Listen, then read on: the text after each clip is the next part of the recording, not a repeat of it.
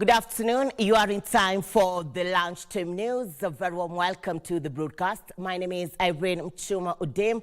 On sign language interpretation, we have Brian Muraru. It is the 27th day in the month of June 2024. We are keeping a close eye on security preparedness in the country. We are also keeping a close eye on state of businesses in all the 47 counties, and we are following up on developments from the Kenyatta National Hospital a day after President William Ruto declined to sign the 2024 finance bill, and this is after demos that took place on Tuesday, the anti-finance bill 2024 demos across the country. Let's interact on all our social media platforms at KBC Channel 1.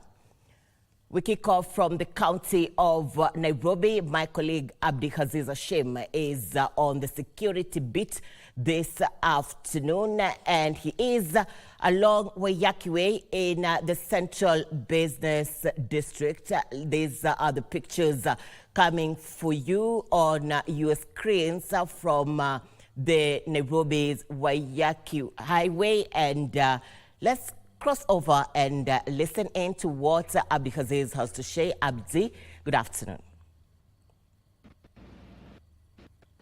What you can just see there, we are currently on following the military brigade all the way to the stadium, where they were camped for the better hours of close to an hour, and right now Waiyaki Way along Westlands, where we don't know for certain where we are headed, but we'll follow the military. We have been doing this for the better part of the day. Remember, the military is out here following the directions that were given from Parliament, as well as from the circular issued by the Aden Duale 2 hours ago to allow members of the Kenya to be deployed here at the entry. Their base is Nyayo. The first one was in from Nyayo to Langata Ulinzi. Now we're trying to keep a pace. Military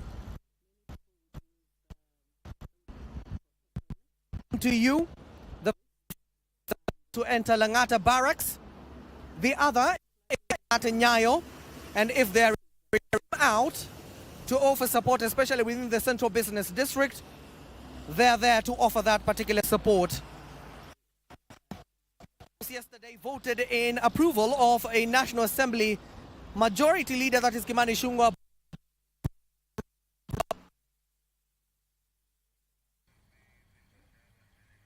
The pictures on your screen are coming live to you from Waiyaki Way. Abdi Haziz Hashim, together with his cameraman, trying to give you the best this as he keeps a close eye on security situation in the county of Nairobi. My colleague John Jacob Kuria is at Parliament buildings, that is along the Parliament Road.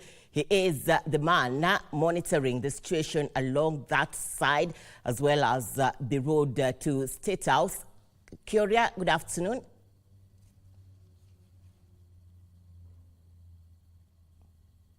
Thank you, Irene Muchuma, back at Broadcasting House. This is Parliament Road, and as you can see, completely cordoned off by police officers to ensure that demonstrators do not access Parliament once more. Before we came to Parliament Road, and I was telling Bentro Njue at around 11, as we were doing a spot check around access ways to State House, we saw quite a contingent of police officers deployed to seal off any entrance towards State House, to ensure again that demonstrators do not have access to the State House, a protected area and a key installation. This is Parliament Road. And on the other side, you can see Uhuru Highway, traffic flowing as should be. But this now is the area where Thursday was the center of action as protesters breached this wall and accessed Parliament. And today, police officers are keen to ensure that this does not happen this does not happen in terms of ensuring that protesters do not access the National Assembly or the parliamentary grounds. From the other side, and you can see the blockade on the other side, it prevents anybody that is coming from Uhuru Highway from accessing Parliament through the Serena Road coming in towards Parliament. As you are aware, some protesters have gathered along Moi Avenue, but the deployment of security around this area is to ensure so much so that any access towards Parliament is completely blocked. I'm talking about the access from Uhuru Highway as you come towards Parliament from Serena, the access from the All Saints, that is the Intercon Hotel, I'm sorry. It is the Intercontinental Hotel.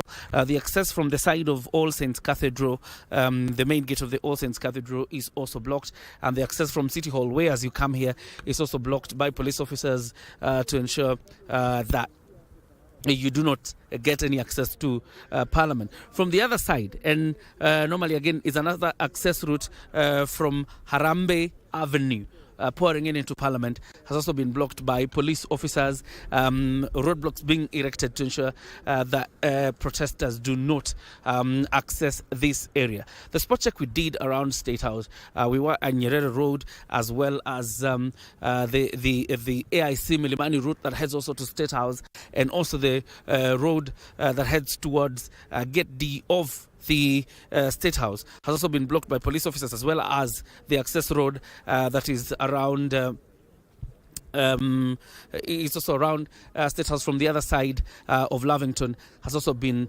blocked by police officers to ensure that area is completely sealed off from any access by demonstrators. We continue to have a spot check really on some of the critical areas, and we'll be going back around State House again to just see whether the formation has changed or is just as worse in the morning. For now, let me hand you back to Irene Muchuma. Let's continue monitoring the situation across the country. Irene.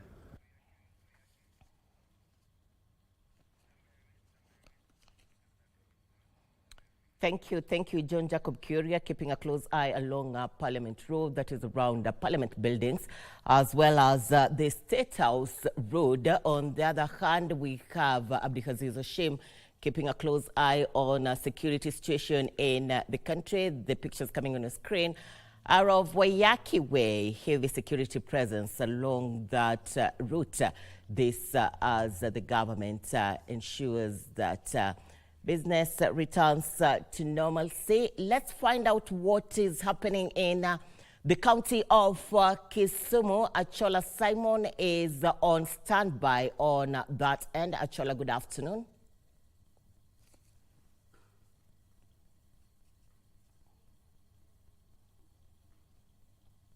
Muchuma there at Broadcasting House. Indeed, we are in Kisumu County, and I'm actually standing along the Kenyatta Street that takes snakes all the way through to Dunga Beach. That is, if you've ever been to Kisumu County. And where I'm standing here, I'm just adjacent to the Central Bank of Kenya and, of course, the Prosperity Building, the building that actually houses the governor of Kisumu County, Professor Peter Anyang' Nyong'o. And then when you move 100 meters from where we are standing, is actually we begin the precincts of Kisumu State Lodge. The main goal for demonstrators today that actually gathered at Kondele and, of course, snaked through the major streets of Kisumu County was to get or gain access to the State Lodge. They have indeed come from all the way from Kondele, small pocket of demonstrators all the way to the gate of the State Lodge. And of course, they had a conversation with GSC officers that are actually manning that gate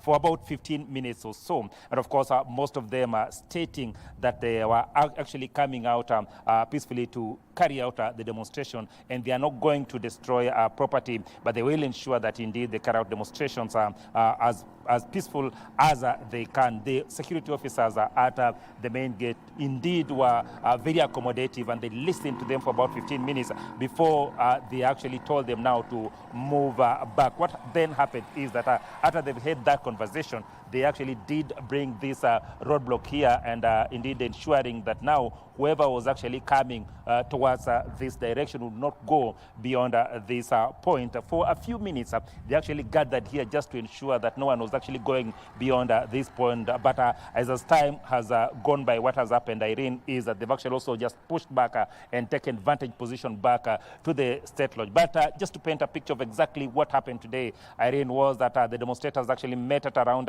8 a.m. in the morning, as was expected, at Kondele roundabout. And of course, after a few minutes of deliberation, they started snaking through the Kenyatta Avenue or the Kisumu-Kakamega road, and of course passing through Kibuye and eventually joining the Kenyatta Avenue, and of course coming all the way to this point. What actually stood out was the fact that today's demonstrations were not as organized as what we witnessed on Tuesday, and they were not also as intense as what was actually witnessed on Tuesday. Nonetheless, a handful of them did manage to walk through this street up all the way to the State Lodge, and they have actually maintained peace even as they have actually gone about the demonstration. What we've also seen is that police have actually tried as much as they can to actually restrain themselves in terms of engaging the demonstrators. There were a number of activities where some pockets of demonstrators tried to engage the police,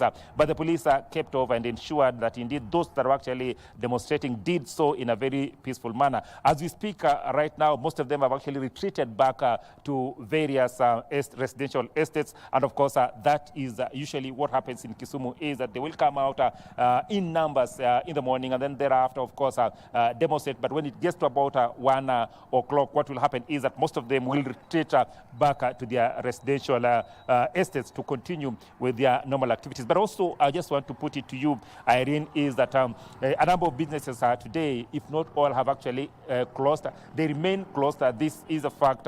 This is due to the fact that the demonstrations on Tuesday were much more intense, and of course the businessmen were actually worried of what will become of today's demonstrations. If you can see along this Kenyatta Street, usually it is filled with vehicles and a number of activities, but as I speak to you right now, you can actually see the road. It's all clear all the way to Kondele, and if you are keen, you can actually see that this road is very clear all the way to Kondele. That means that the number of activities that actually goes on this route are not happening today, and that essentially means that normal operation in Kisumu County have actually been crippled. But the good thing is that there been no violence, there been no running battles as intense as it is usually experienced in Kisumu County. But of course, the Gen Zs have actually come out with a handful of civil society group members, but politicians, I have said before, have actually kept over just to ensure that this is not political, but is actually a political demonstration, as was expected. Irene, that is basically what is happening here in Kisumu County. Of course, we'll be keeping a keen eye on what will be happening subsequently, and no doubt, of course, we'll be giving our viewers and listeners the exact thing that actually happened in Kisumu County during this demonstration.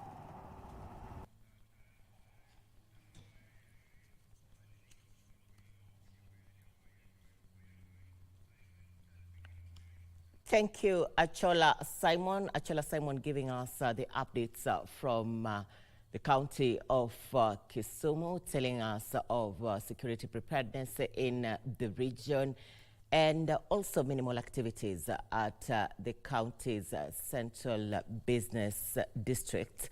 And the pictures on the screen are from Wayakiwe, where we are keeping a close eye in the county of Nairobi on developments in regards to security. And right now, we are at the Moi Avenue, the junction connecting the Moi Avenue, and that is the central business district. Heavy security presence at the central business district. Our man here is Joseph Wahungu, together with his cameraman, bringing us the pictures you're seeing on your screens. Many business persons have closed shops today, perhaps to monitor on the turn of events as the day goes by. Minimal traffic also witnessed at the central business district, and people keeping off the streets. On a normal day, or any given day of the week, these streets could be having many people going about their activities of the day. But today, this is what is happening at the Central Business District in the county of Nairobi, as the Gen Z had said that they will take to the streets in protest. And yesterday, President William Ruto declined to sign the 2024-2025 finance bill, saying it should go back to Parliament, deleting all the clauses. At the same time, the Deputy President, Rigathi Gachagua, asked the Generation Z to be to keep off the protests and maintain calmness as the government intends to address their concerns. And what you see on your screens are quite a number of people who are at the Central Business District. On the other hand, we have security personnel along the Waiyaki Way. At the Central Business District in the county of Nairobi, we have Joseph Ohungu, and on the other hand, where we have Abdihaziz Shim monitoring security preparedness in the country. We are keeping a close eye on the latest developments across the country in all the 47 counties, and we are taking our first commercial break. We'll be back with more. Stay with us.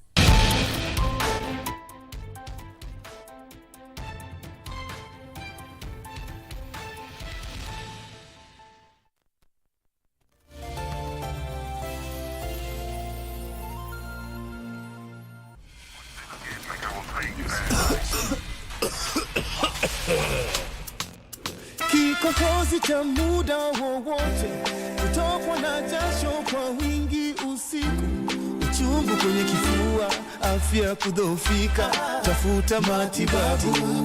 Labda ni TB ni ugonjwa wa kweli. Ukipimwa matibabu yapo utapona. Daktari kushauri tumia dawa kwa nidhamu. Elimu tupashane tupige vita TB. Pimwa TB, tibiwa ishi poa. Pimwa TB, tibiwa ishi poa.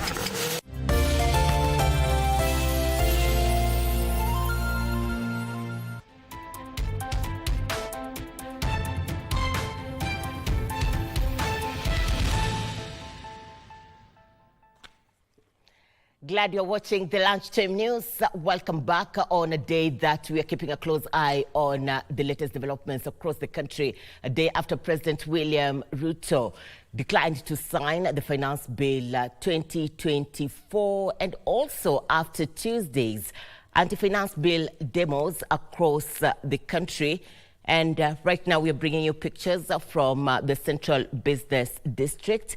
Heavy security presence in almost all the avenues at the Central Business District. This as police assures those individuals who want to continue with their businesses of their safety. On the other hand, we are seeing security presence along Waiyaki Way. My colleague Abdihaziz Hashim is moving with the security teams on that road. This as the men in uniform try to ensure calmness in the country. This is after anticipated protests against the Finance Bill 2024, which President William Ruto yesterday declined to sign yesterday. And on the other side of the screen right now, we are in Mombasa. Those are the pictures from Mombasa. And Buru Junei Karisa, together with their camera persons, taking the lead in ensuring that we get the latest developments from the county of Mombasa, and heavy security presence evidence in various parts of the country. There's as Kenyans try to return to normalcy after President William Ruto declined to sign the 2024-2025 Finance Bill, returning the bill to Parliament, asking parliamentarians to delete all the clauses. Various roads have been affected.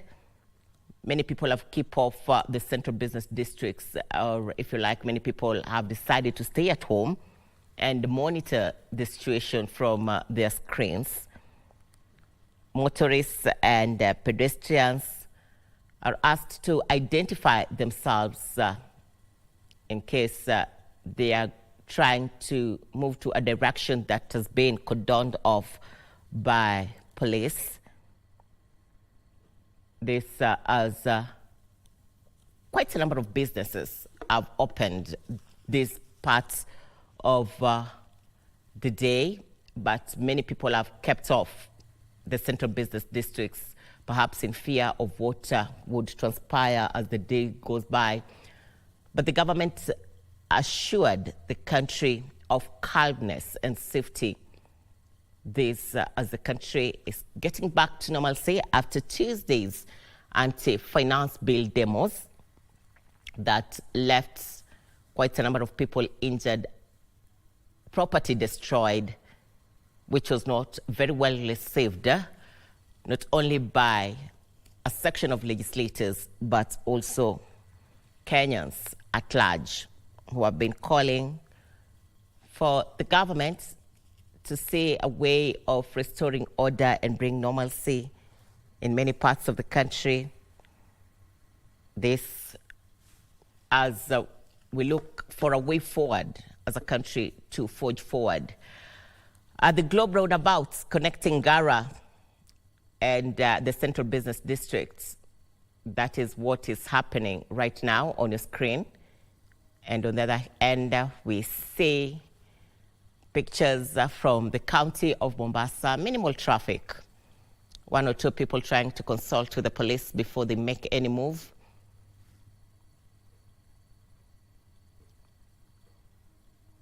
Security presence very heavy in most of the streets. This is Abdihaziz Hashim. He has moved with this security personnel from the central business district to Waiyaki Way and now back to Globe roundabout, close to the central business district. On the other hand, we can see what is happening in Mombasa, one of the key tourist destinations in the country. Kenyans keeping a close eye on what will happen next. This is after the Gen Z generation, or the young people, or if you like, the youth, had anticipated protests against the Finance Bill 2024. A finance bill that President William Ruto declined to sign yesterday. And this was after protests across the country Tuesday that was not well received by various peoples, including church leaders, the clergy, urging Kenyans to remain calm and be united. At the same time, asking the government to find a way forward of building the nation and also condoling with families that lost their loved ones from the protests that took place Tuesday. At the central business districts, quite a number of people are there.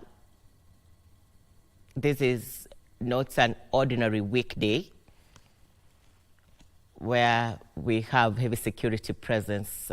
At this hour, there is usually huge traffic at the central business district with people going about their activities, trying to make an income. There are quite a number of issues that Kenyans have raised of concern, all geared towards building a united nation, working towards development goals, and also job creation that would improve the economy of the country. Security presence in the county of Mombasa. Just perhaps inquiring on whereabouts of individuals who are trying to make their way on areas that they're not supposed to. But they're also ensuring the safety of business persons or individuals who want to carry out their day-to-day activities. Kenyans joining the conversation on way forward for the country. Many Kenyans who have been able to talk to journalists from KBC Channel 1 say they are looking forward to a united nation, peaceful, and one that is geared towards development. Besides the security preparedness in the country and the state of businesses in all the 47 counties, as we have witnessed in Nairobi, Mombasa, and Kisumu, we are also keeping a close eye at the Kenyatta National Hospital, where medical practitioners yesterday confirmed to have received at least 160 patients from the Tuesday's protest. Quite a number of people lost their lives. And earlier on, we were keeping a close eye in various parts of the country on the developments as they unfold. This as the country remains hopeful of a better tomorrow.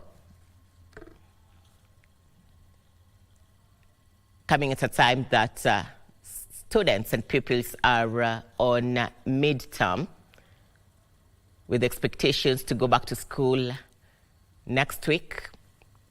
Many parents are asking questions as they hope for a better Friday, better weekend, and hopefully return of normalcy across the country. The pictures on your screen are coming live from the county of Mombasa.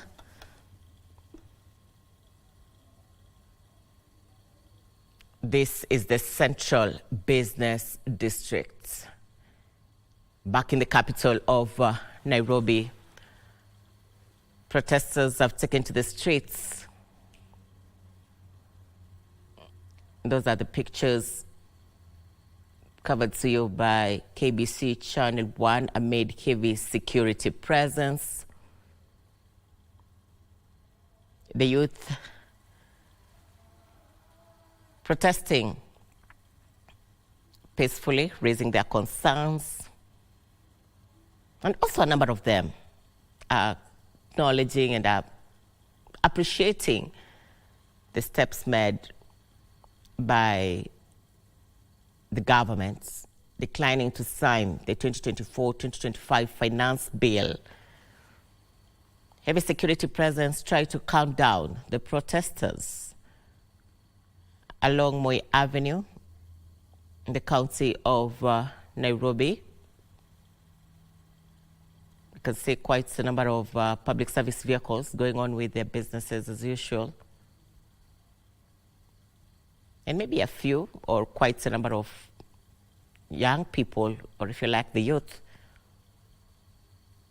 have occupied parts of Moi Avenue, the central business district. Part of the central business district, business persons have opened their shops. A number of people are walking in town. I'm going by what we are seeing on our screens. And right now in Mombasa, this is what is happening. Minimal traffic. Many people try to stay away from public areas. Nancy Okware is at the Kenyatta National Hospital.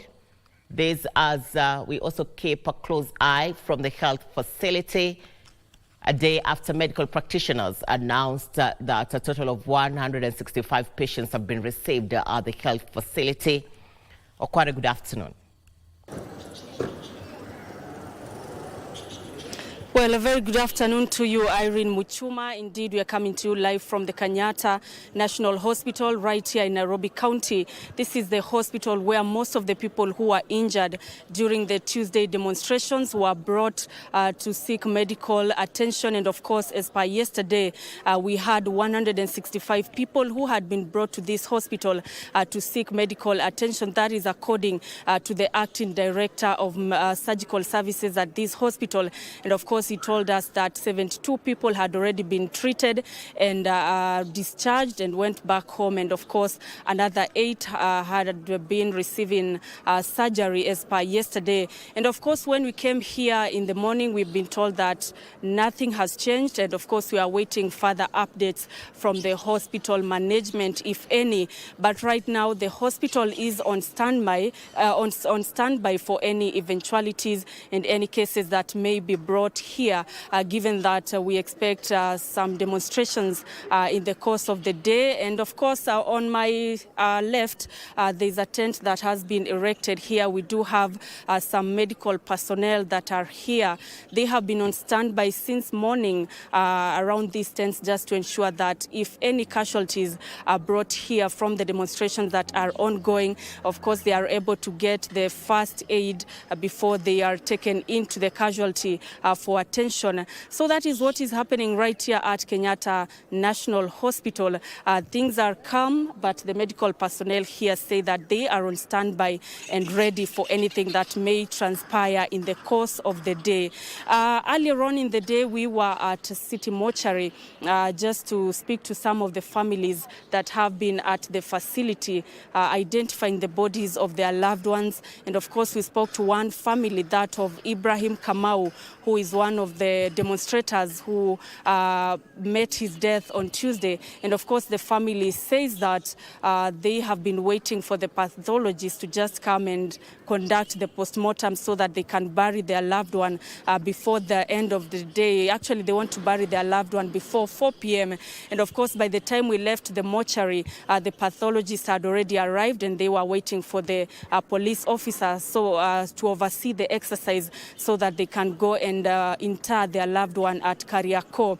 They said that most of the pathologists were afraid of coming to City Mortuary to conduct the exercise because of they were afraid of the situation in the country given the demonstrations. And of course, after talking to them, telling them that it's an urgent matter, they had to prioritize the case. And of course, one of the pathologists was sent in at City Mortuary to conduct the exercise. And of course, other families are still waiting for the exercise, and it is set to take place tomorrow. And the families have been appealing to well-wishers and the government to come to their aid to ensure that they are able to get the financial assistance they require to conduct the burial preparations for their loved ones. And we also spoke to representatives from Haki Africa, and they have told us that, as we know, Gen Zs have been mobilizing finances through social media to ensure that they they raise funds to help these families that were affected during the demonstrations. And as at the time we spoke to Haki Africa, they told us that over 11 million shillings had already been contributed, and of course it's said to be disbursed to the various families that were affected. We'll continue keeping our eyes right here at Kenyatta National Hospital, and of course we'll be updating our viewers on any developments from this place. But for now, yes, Irene, any question? Nancy, good developments from your end. Could you be knowing the number of people who have been discharged this day? Come again? Nancy, if you can hear me, could you be knowing the number of people who have been discharged from the facility this day?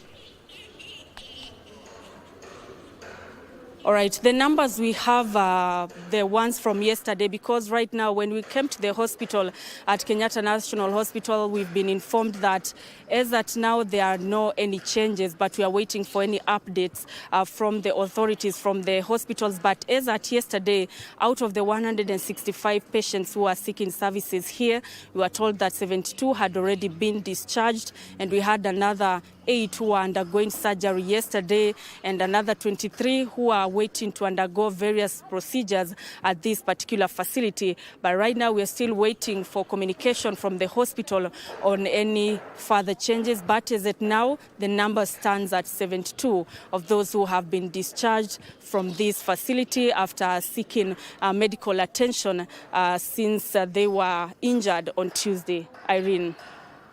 Nancy Okware giving us the latest developments from the Kenyatta National Hospital a day after medical practitioners announced that a total of 165 patients have received treatment at the facility, and we are keeping a close eye as we get the developments from that end.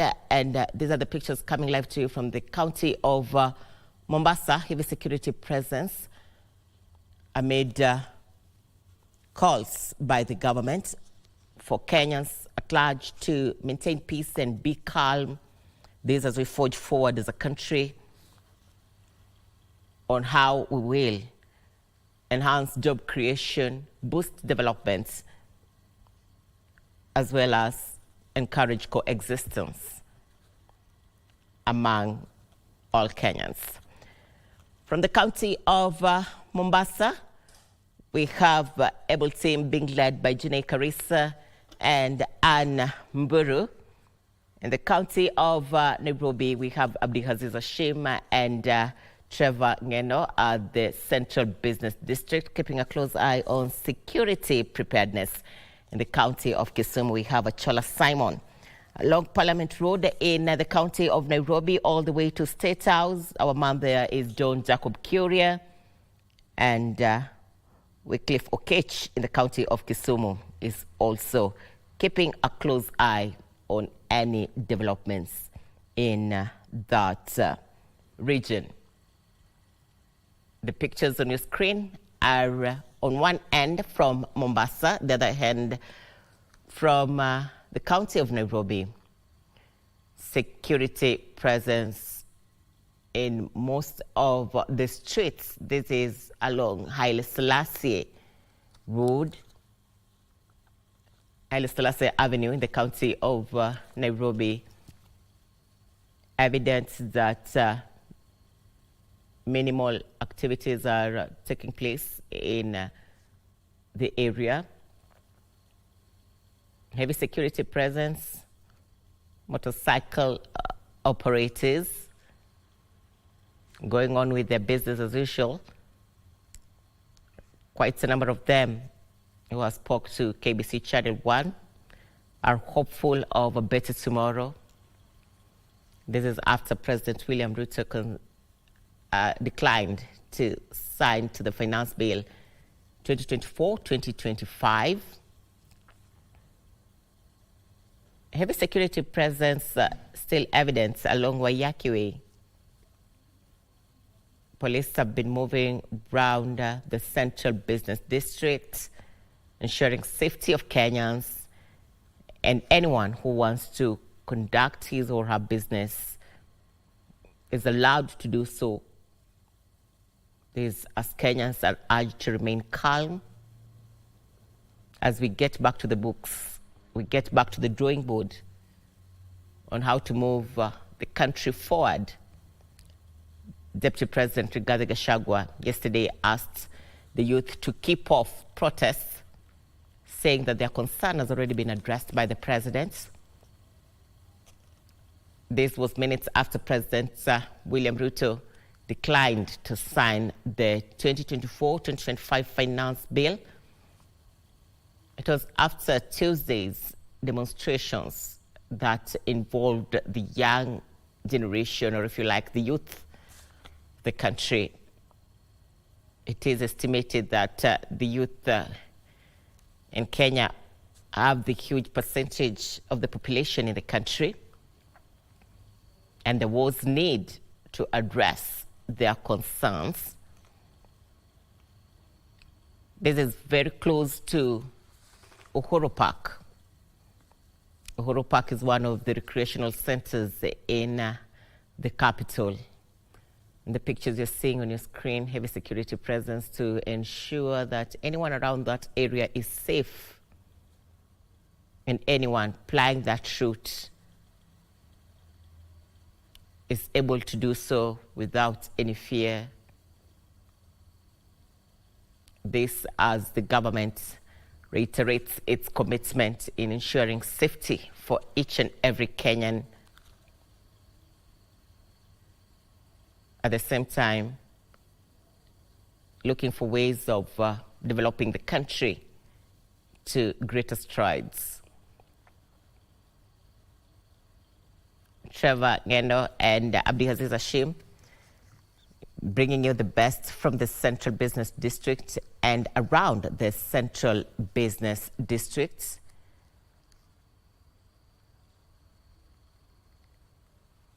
That is Tom Mboya Street, almost deserted at this minute.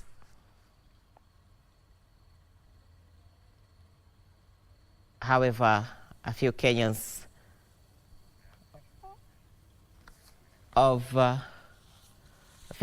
making their way to the Central Business District. This as Kenyans remain hopeful and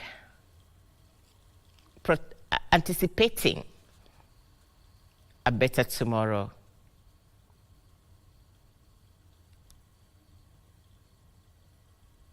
Quite a number of people have shut their businesses this hour. Mamangina Drive at the Central Business District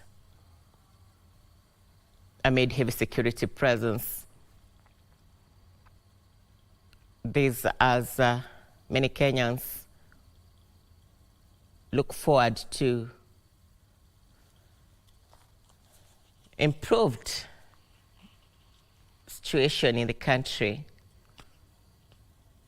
a peaceful nation, a united country, one that will enhance on job creation, especially for the youth, as that is one of the concerns that many youths have time and again raised to the government, saying we need to offer more job opportunities.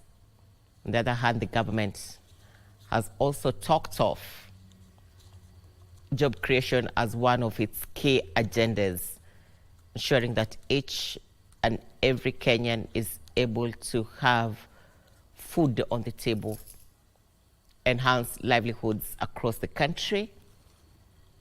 And what you're seeing right now on your screen is the situation in the county of Mombasa. I respect the privacy of this security officer.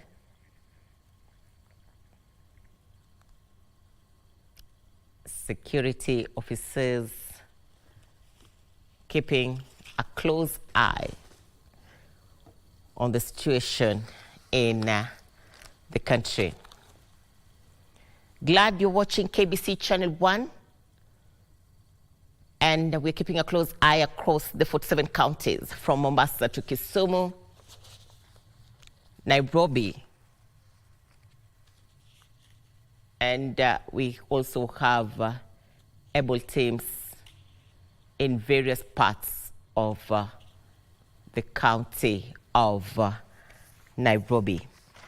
Abdihaziz Hashim and Trevor Ngeno are keeping an eye on security updates in Central Business District and around. John Jacob Curia is the man along State House Road and at Parliament Buildings. Nancy Okwaro is keeping an eye at the Kenyatta National Hospital just in case of any eventuality. These, as medical practitioners, have not issued any statement on any latest developments on the number of people who have been discharged. And be sure of getting the latest developments right here on KBC Channel 1 as the day unfolds. My name is Irene Muchuma Odem. On sign language interpretation, we have Brian Muraru. For more details on what is happening in the country, do log on to www.kbc.co.ke. On behalf of the entire team behind this broadcast, thank you for your time and keep it KBC Channel 1.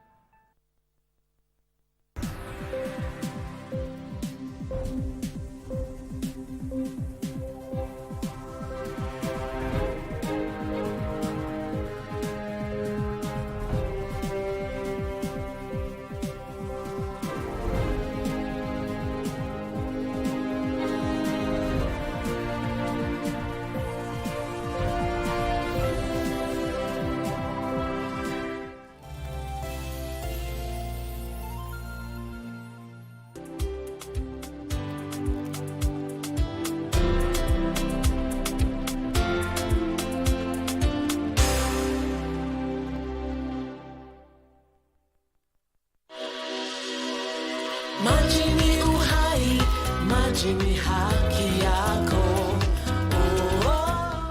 Je, unajua kwamba wizi wa maji ni uhalifu unaoathiri sisi sote? Hata hivyo, wateja wengi wa maji husalia kimya bila kufahamu madhara yake. Kama utaki kuniambia, ndio hiyo basi.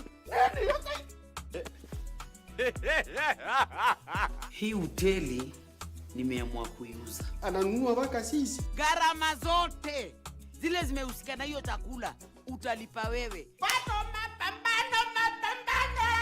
Jana Agonas Green Protector. Na nini ingine lundia kila kitu kwa sababu nimesikia. Wasreb tunaadhimisha miaka 20 ya udhibiti wa huduma za maji.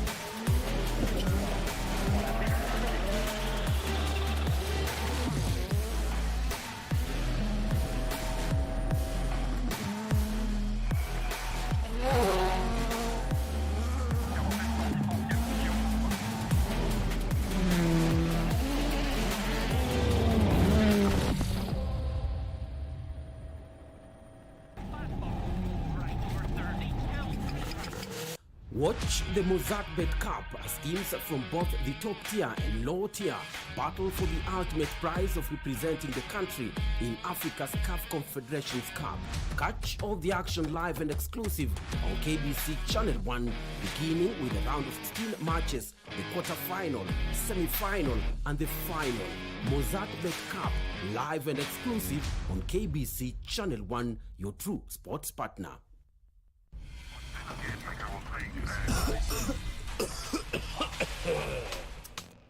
Kikohozi cha muda wowote, kutokwa na jasho kwa wingi usiku, uchungu kwenye kifua, afya kudhoofika, tafuta matibabu.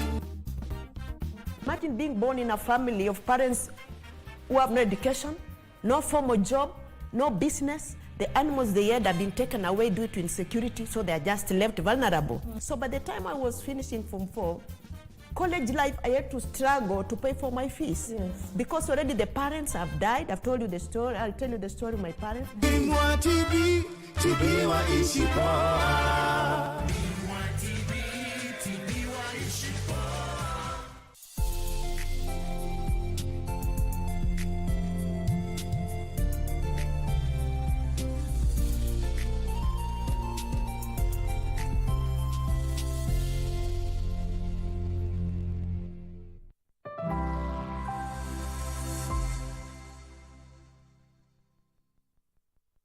A morning kiss from 1,000 miles away, or a pet that never needs to be fed. These days, there are tons of gadgets designed to bring us closer together, or even replace real-life social interactions. But can they really help against loneliness? That's our topic on Shift today.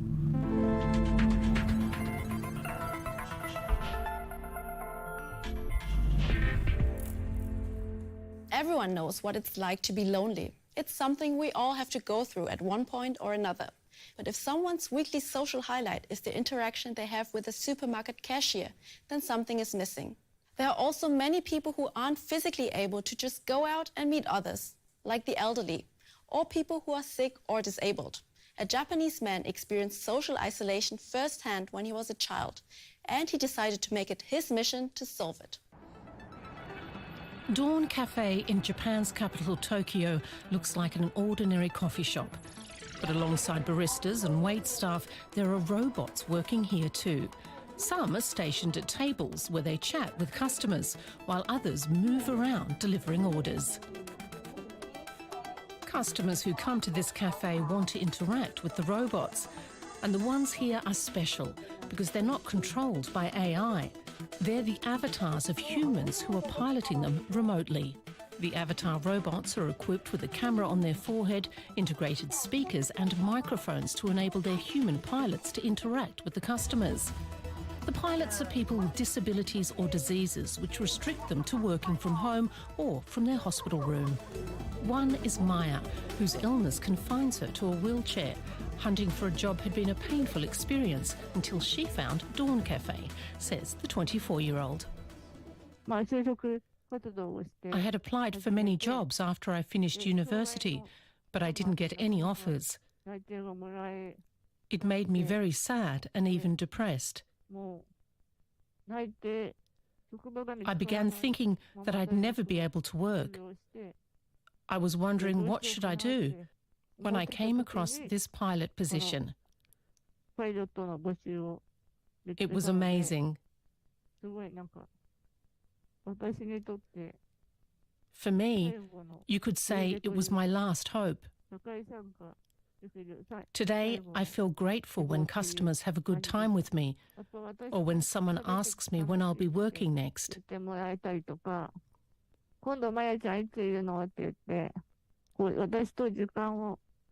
It makes me happy to know that I'm helping people in some way.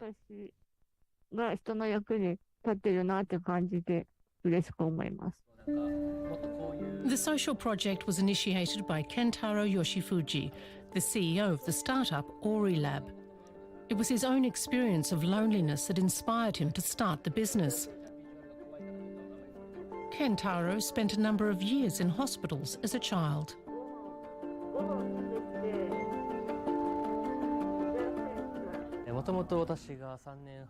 I was away from school for 3.5 years. I remember always wishing I had a second body. Because if I had another body, even if I was injured or hospitalized, then I could still participate in society, but in my second body.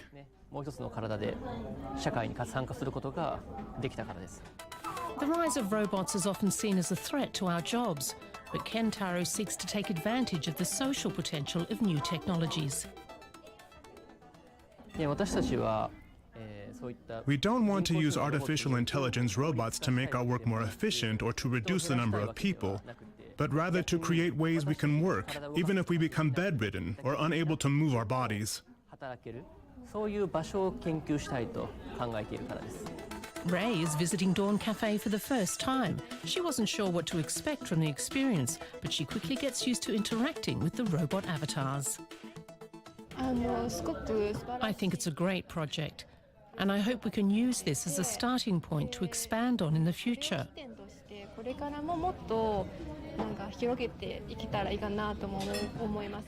I think it's heartwarming to see the connections that have been made between people through robots.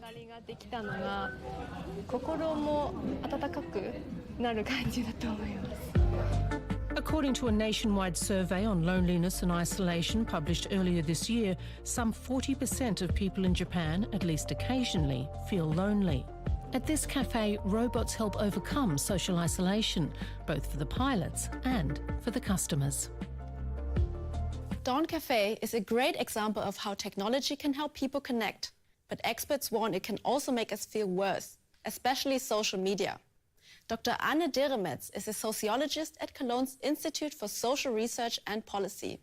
We put the question to her whether digitalization is bringing us closer together or driving us further apart. Both. Digitalization can help against loneliness. We can find strangers to connect with online and talk about our common interests or troubles. It can help us feel affirmed or empowered because we no longer feel left alone with our worries or concerns or in terms of our preferences.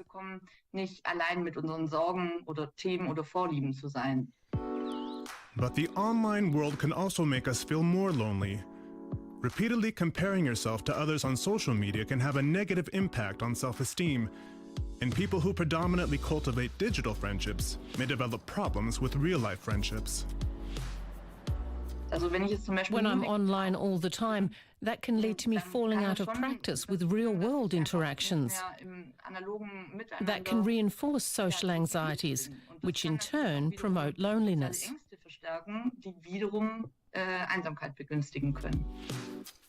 There are AI-driven tools like Replica's chatbots that can help with loneliness. These are programmed to cheer up their users and check in regularly. But we shouldn't get too reliant on them, says Dr. Anna Deremetz. Regularly communicating with real people is vital. What digital technology hasn't been able to replace, and this is very important, is interpersonal haptic touch, physical contact such as touching, hugging and so on. That raises the question of whether technology should imitate human physical contact or even try to replace it. Personally, I would always argue for strengthening real-world interpersonal contact. Everyone needs physical contact, but not everyone has the same level of access to it. Lack of physical contact is something people in long-distance relationships often struggle with. I mean, no video call can replace a kiss, right? And it's not always possible to just hop on the train and visit your partner. But now there's a device that could help: silicone lips. This pair of synthetic lips can bring your partner's kiss to you. The idea was born during the COVID-19 lockdowns in China. Long lost touch simulates your partner's lip movements from afar. Essentially, people will find the space and time again for emotional communication. That's the best part. Just like the invention of WeChat or even the telephone, it doesn't isolate people from one another. It makes people communicate more frequently and at a lower cost too. To use the device, users pair two of the lip-shaped machines and plug them into the charging ports of their smartphones, which they then use to video call. It records users' kiss data through motion sensors and sends it to the paired device. It even warms up slightly as the user kisses, giving it a more authentic touch. On the streets of Beijing, opinions on the silicone lips differ. I think it's unnecessary. You could get addicted to it. It's great. It's not some perverse toy. It's for private use, so there's no problem. The device costs the equivalent of 35 euros. And in China, there's a demand for the fake lips. In the first 2 weeks after release, at least 3,000 devices were bought and 20,000 pre-ordered. Robots designed to serve as friends or companions are especially popular in Japan. One of them is Lovot, from the words love and robot. Lovot has googly eyes, is warm to touch, and makes cute sounds like this. It's also pretty smart. Cameras and sensors give it 360-degree vision, autonomous movement, and allow it to distinguish people from objects via thermal imaging. But will robots really be the pets of the future? In Japan, these little guys have caused quite the stir. Meet Lovot, a robot program for companionship. Since its launch in 2019, 10,000 of them have been sold in the country. Lovot uses 50 sensors to gauge its owner's mood. It learns from people's behavior, similar to how a pet would. It's a therapeutical robot, much like an emotional support animal. But can robots replace real pets? Or even humans? At Tokyo's Meiji University, Professor Takanori Komatsu studies how humans interact with various artifacts. As robots become more common, he's analyzing how our relationship to them is evolving. So many decades ago, the robots have been appearing on the very famous manga or comics. Then there's so many people who got familiar about the robots. Then the easy solution is, try to create a clever robot and apply to our daily life to resolve the social issue. Social issues like an aging society and a lack of workers. In a recent survey, Professor Komatsu asked people in Japan and the US how they would use robots in situations which separate us from our loved ones, like the pandemic. Results underline a higher affinity to robots in Japan. US people want to use a robot just as a tool to communicate with their families because themselves want to contact with their families. But the Japanese participants say that they want to use a robot instead of them. But a robot dog or cat isn't like the real thing. And generally, the robots of today fall short of what we've seen in films or cartoons. These robots are the humanoid robot, or they're kind of the perfect robots. That robot can do everything. That robot can work in the houseworks, and also they can do the homework instead of the student or something like that one. But the current technology level of the robot is not really high. Then there's so many people notice, the robot is not really good compared to our imagination. Then there's so many people are easily disappointed with the robot. Would you want a Lovot in your life? Personally, I'd go for a real dog, even if that does mean cleaning up after it. It's great that we have robotic pets, chatbots, or chat rooms to help us connect and combat loneliness. But we clearly need to find the right balance. The goal should be to connect virtually and in real life, because even the smartest tool can't completely replace human interaction. What do you think? Can tech ever really cure loneliness? Or should we be prioritizing something else? Let us know by writing in. Thanks for watching, and see you next time.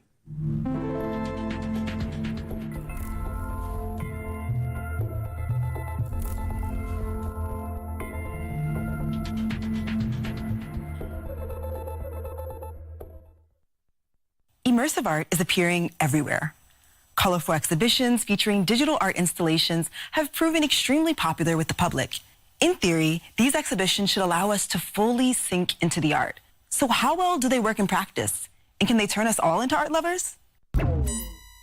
Here's one example of immersive art made by Turkish-American artist Rafik Anadol. But before we get into his work, let's go over the basics. Immersive art 101. What exactly is it? Immersive comes from the Latin word immersio, which means to plunge into. Many are already familiar with immersion from the gaming world in virtual reality. When executed successfully, you feel like you're right in the middle of the action. Some artists are using some of the same elements, huge digital artworks, sometimes even with sound effects and smells, that offer guests a full sensory experience.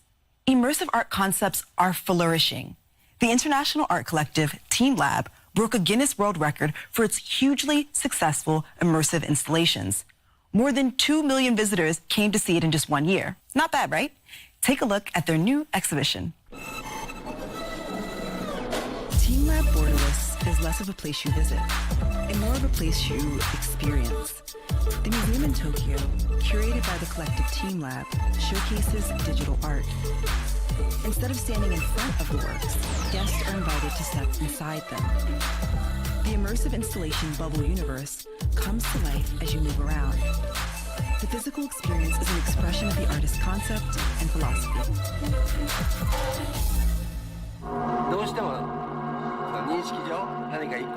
People tend to perceive the world as having independent entities which exist independently. With Team Lab Borderless, we want to create an experience through the artworks, where the world is continuous, and where the continuity of the world itself is felt as beautiful. This three-dimensional artwork is made up of spheres that generate light according to movements.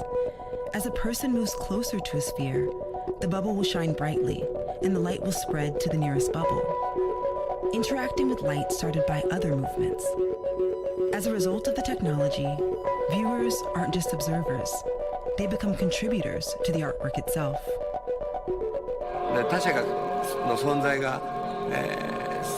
I think that a space where the existence of other people changes the artwork, and that creates some sort of change for you. That reciprocal relationship between you and the artwork and other people can create an experience where people can further feel the sense of continuity. In their Tokyo studio, Team Lab artists are designing new immersive creations. It's a diverse team that likes to experiment with new ways of making art. With Team Labs, it's a group of these specialists. We are like hardware engineers, software engineers, and CG animators, and architects, mathematicians for this, like algorithms, and it's a different type of these programmers, and it's botanists. We use all these different medias, monitors, projectors, LEDs, robotics, whatever. We try to create some things. Team Lab isn't the only player in the immersive art scene. More and more artists, galleries, and cultural institutions are developing immersive art projects.